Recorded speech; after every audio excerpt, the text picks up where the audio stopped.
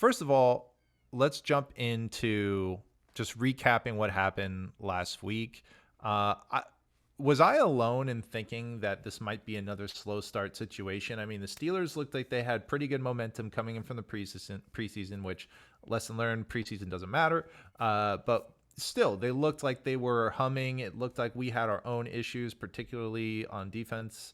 How did you feel coming out of that game, and how would you assess Brock Purdy's performance coming out of Pittsburgh?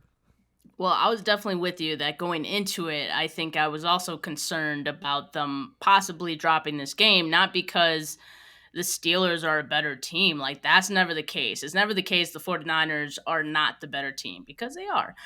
But, there are other factors that go into, a team losing a football game, in particular the 49ers. Week one, slow start, that's definitely a concern for me.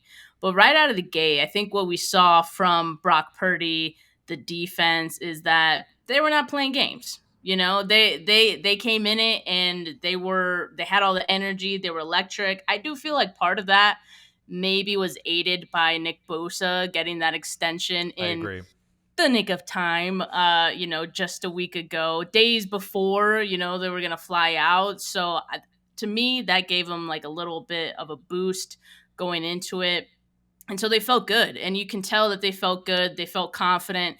I loved the fact that when Patrick Peterson said those things about getting the pick before the game, all Brock Purdy said was, "We'll see," with a smirk on his face. And that smirk told me, okay, he's got confidence. And this is the quiet confidence that we see from Brock Purdy, right? It's not like this cockiness. It's just this swag that comes out when he plays. So I really appreciate that from Brock. And man, I just think a lot of people were expecting Brock to maybe take a step back at some point this year. And sure, it's just week one, right? But I think he doesn't look like a guy that's going to take a step back. He looks I like agree. someone who I think is going to continue getting better. He's a smart player, so he's going to continue to get smarter.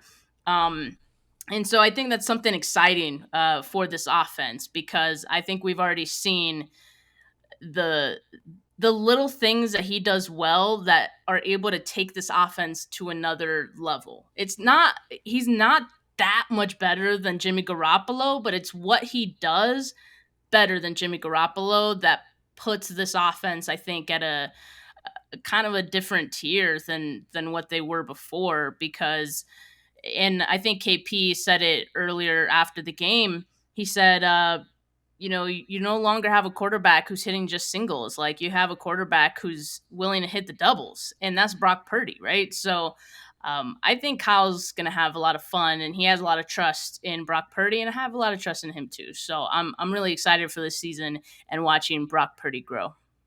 Totally. And I think I was talking about it. So yesterday I did a show with Ryan Hensley. Shout out Ryan Hensley. Applause. And Brooks, who's the man. And one of the things that I brought up on that show is that the difference between like Jimmy and Brock was that Brock not only wasn't a high draft pick coming in, he was up against someone who had far more tools on paper than he did. And so the only thing he could do was get his PhD in that playbook and know exactly how to be an extension of Kyle Shanahan as much as he could, because at the end of the day, that's the person he had to impress, and he knew it. Because at the end of the day, Kyle's word's going to go a long way. And it's clear to me that because he got his PhD in Kyle's system, he is much more of an extension of Kyle's sort of mind and arm than he could have probably have ever dreamed of. I think the dream of having a super fast Ferrari that could add another wrinkle to his offense that he was salivating over, I think those days are at least curbed for now. But he has a quarterback who's exceptional at scrambling, and can really be a master at all the other things that frankly makes his offense great without that extra wrinkle. So I'm really excited to see what he puts together, and I'm loving the confidence. I think it's such a unique element that I honestly didn't think we knew we would get out of him, when we were watching him in preseason, obviously before he had to come in and start.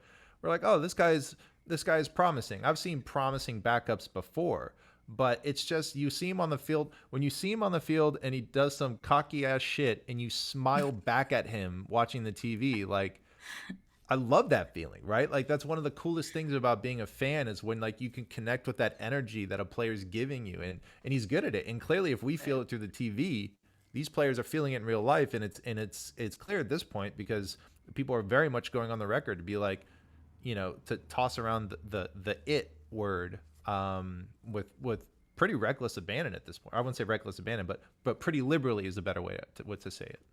I mean, Kyle said he was a real deal, right? Like Right, right, right. they're calling him. They're calling him, or they're saying he has the it factor. Like you're hearing all these good things about Brock Purdy from people who are around him. What did we hear about Jimmy Garoppolo? He's a great leader. He's a great guy, Yep. And he won games like that. That was the thing with Brock Purdy that no one could really argue with, and that was true. Um, but yeah, I just think Brock Purdy just gives you a little something extra, and the fact that he's so young, I think you also can rally around that because you're like, this guy could get better. And I know that Brock Purdy has limitations. Look, we all know it, but I don't think those are limitations that necessarily hurt the 49ers. Like I think you can work around those things, and we saw in week 1 how efficient he was in between throws, 10 to 19 yards. I'll try to pull up the numbers really quick, but he was absolutely efficient within those numbers and throwing beyond the sticks. On pass attempts between 10 to 19 yards, he was 9 of 10, 151 yards, and he had the 2 touchdowns that were immediate passes. So it's just impressive, right? And I also saw another stat that like this was the lowest amount of yak that I think the 49ers had in the game since Kyle Shanahan became the coach, or something like that. It was like 2 point something yak per catch or something like that.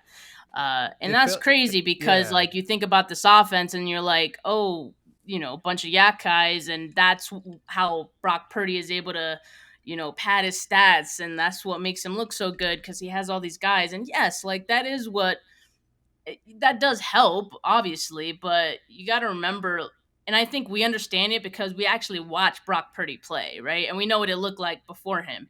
So watching him play, I think we see just a difference that those things make.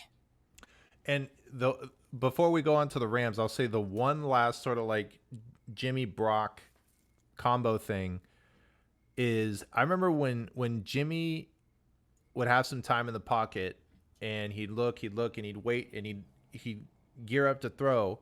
I was like holding my breath, like, where is this gonna go? And with Brock, when I see him step back and identify his target, I have so much more confidence. If anything, in my head, I'm thinking he's got you, and that's like a Yeah. huge difference because Jimmy's a gunslinger, and I love that about him. But at the end of the day, I feel much more comfortable in the warm embrace of Brock Purdy.